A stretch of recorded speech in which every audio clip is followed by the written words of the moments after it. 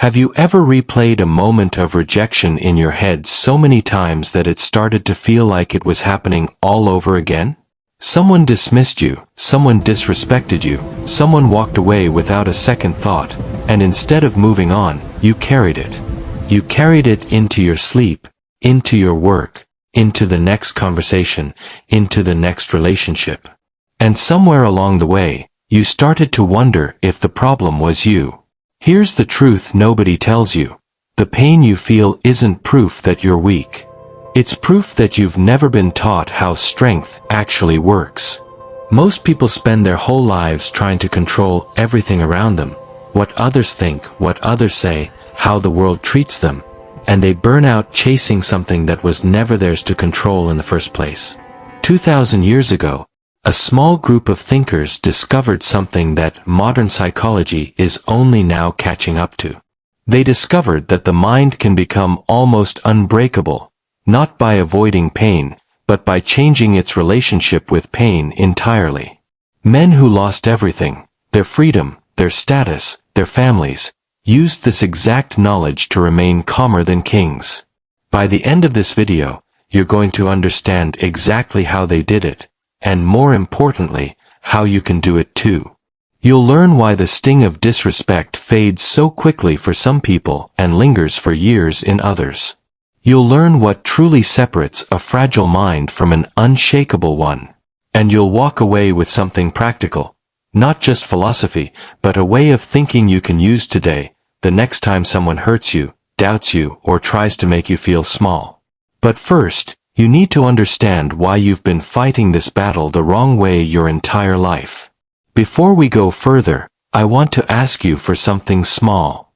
If wisdom like this has ever helped you feel less alone in a hard moment, consider liking this video and subscribing to the channel.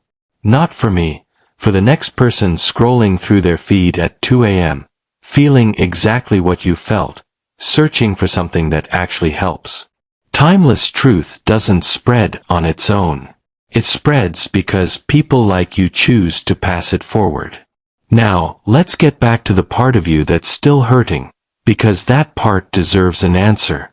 Think about the last time someone made you feel small.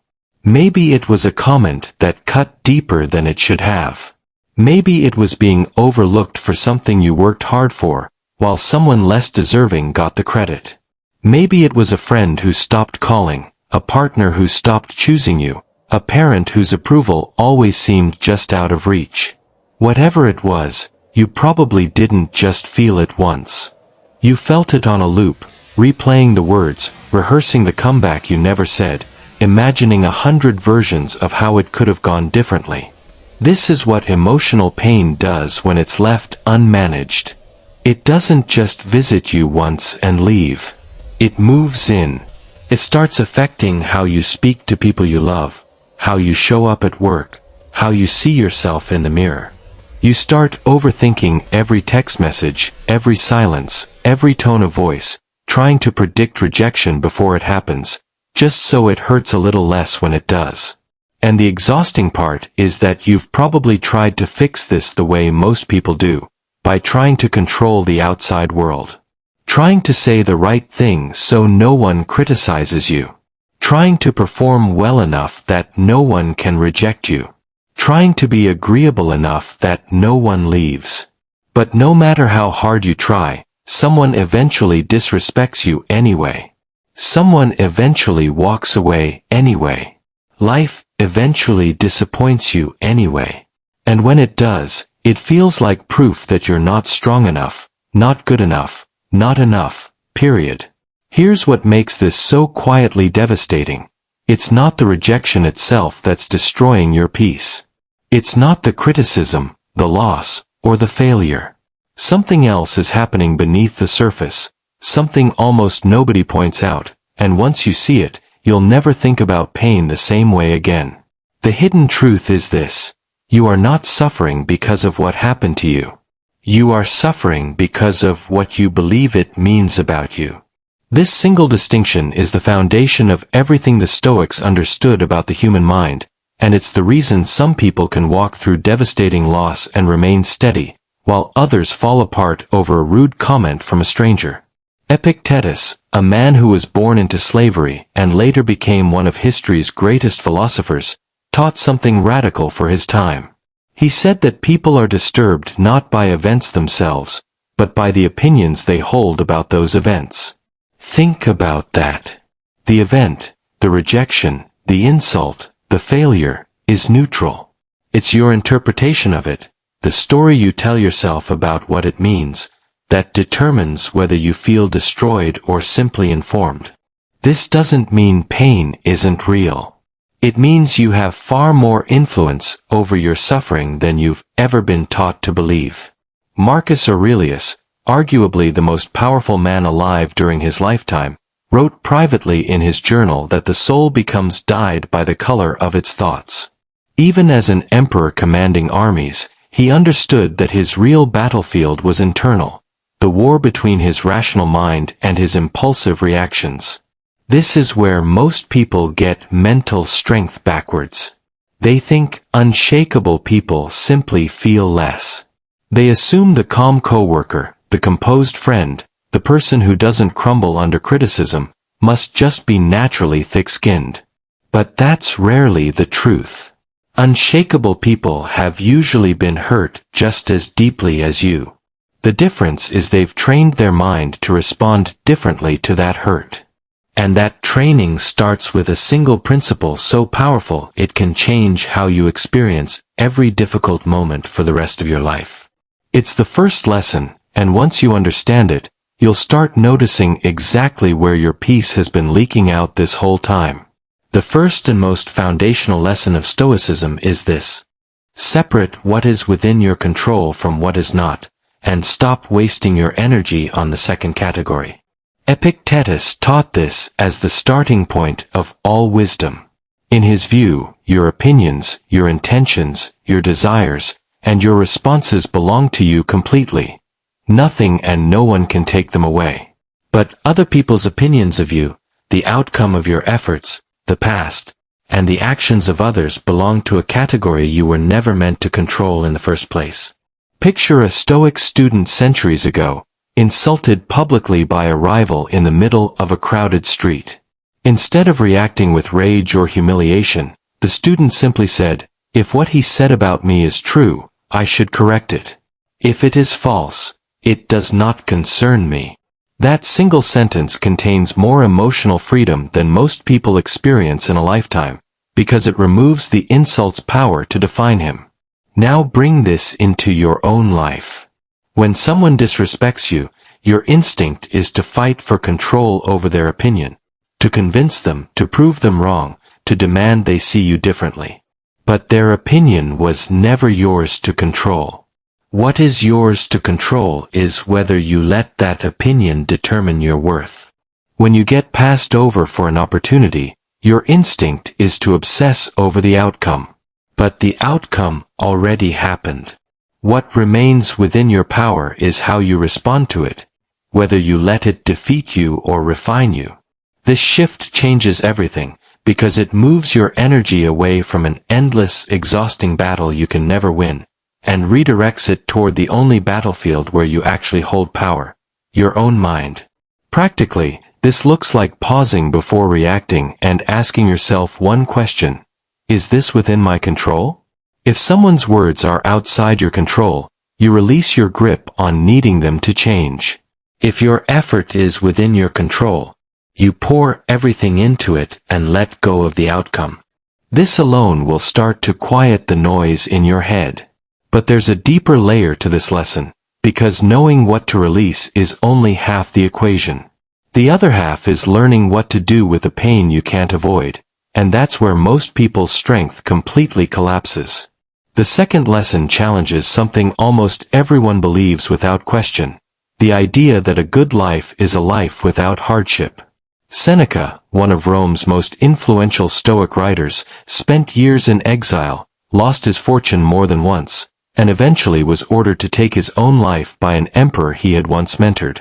And yet, throughout his writings, he insisted that difficulty was not something to fear, but something to welcome, because adversity is the exact material the mind uses to build strength.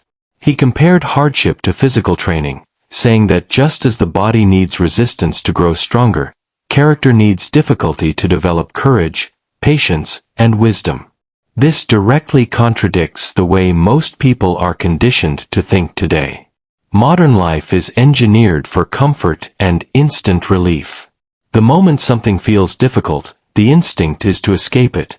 Scroll away from the discomfort, avoid the hard conversation, quit before the real growth begins.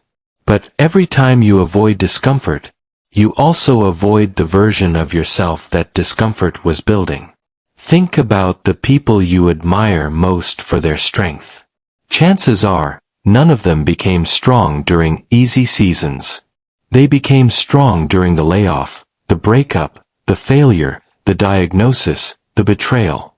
Not because suffering is good in itself, but because they chose to extract a lesson from it instead of simply enduring it. This is the mindset shift. Stop asking, "Why is this happening to me?" and start asking, "What is this teaching me?" The rejection that gutted you might be teaching you discernment about who deserves your energy. The failure that embarrassed you might be teaching you patience with your own growth. The loneliness you felt might be teaching you how to build a relationship with yourself so solid that you'll never again mistake being alone for being unworthy.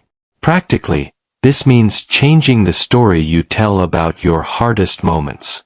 Instead of labeling them as proof that life is against you, start labeling them as training. Every difficult day you get through without breaking is evidence. Not that pain doesn't hurt, but that you are capable of carrying more than you thought. And yet, understanding your control and reframing adversity still leaves one question unanswered. The one that determines whether all of this actually holds up when life truly tests you. That answer is coming next, and it might be the most important shift in this entire video. I want to ask you something honest. What is one moment in your life where someone's opinion of you hurt more than it should have? A comment, a rejection, a betrayal that you're still carrying today. Take a second and really think about it, then share it in the comments if you feel comfortable. Sometimes just naming it out loud takes away some of its weight, and someone reading your story might realize they're not as alone as they thought. If this video is resonating with you so far, take a moment to like it. It genuinely helps this message reach more people who need it. Now, let's talk about the lesson that ties everything together. The final and most powerful lesson is this. True strength is not the absence of emotion, it is command over it. There's a common misunderstanding about Stoicism, that it teaches people to suppress their feelings, to become cold, distant, unmoved by life. This couldn't be further from the truth. Marcus Aurelius wept. Seneca grieved. Epictetus, a man who endured physical abuse as a slave, was not numb to suffering. What separated them wasn't the absence of emotion. It was that they refused to let temporary emotion make permanent decisions. Picture Marcus Aurelius, ruling an empire during a plague that killed millions, fighting wars on multiple fronts, mourning the deaths of several of his own children. And still, each night, he sat down and wrote reminders to himself about patience, humility, and self-control. He wasn't writing because he had already mastered his emotions. He was writing because he was actively fighting for that mastery, one difficult day at a time. That's the part people miss. Emotional mastery isn't a permanent state you arrive at. It's a discipline you return to again and again, especially on the days it feels impossible. This is where real transformation happens. Not in the big dramatic moments, but in the small, unglamorous pause between something painful happening and how you choose to respond. That pause is where your entire life quietly gets shaped. React without thinking, and you hand your peace over to whoever hurt you. Pause, breathe, and choose your response deliberately, and you keep your power completely intact. Practically, this looks like catching yourself in the heat of the moment, the instant after an insult, a disappointment, or a setback, and asking one simple question: what response would I be proud of an hour from now? Not the response that feels most satisfying in the moment, but the one that reflects the person you're actually trying to become. Over time, this single habit rewires how you move through the world.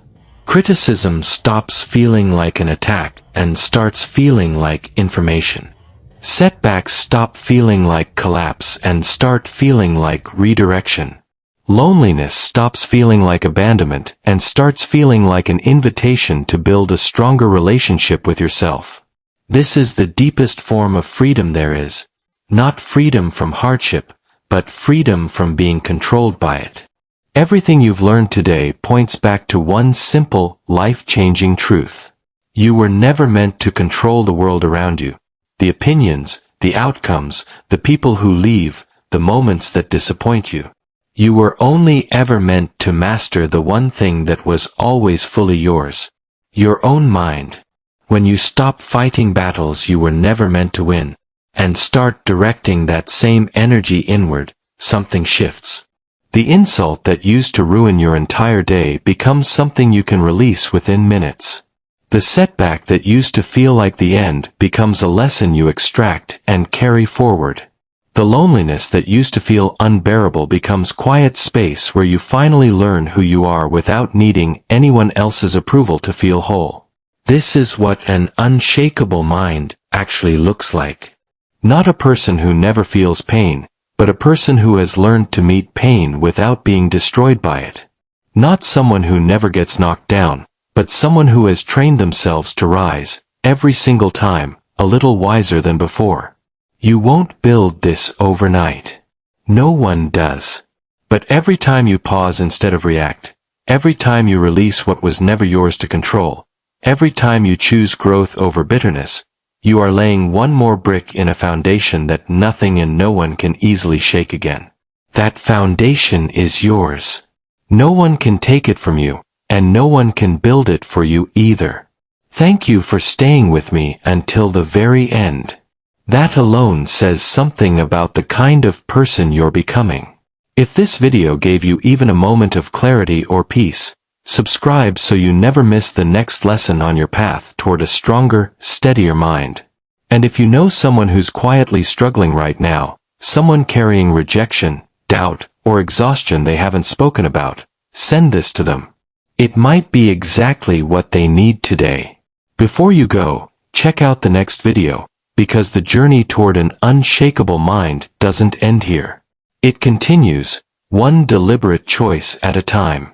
Stay steady, stay disciplined, and I'll see you in the next one.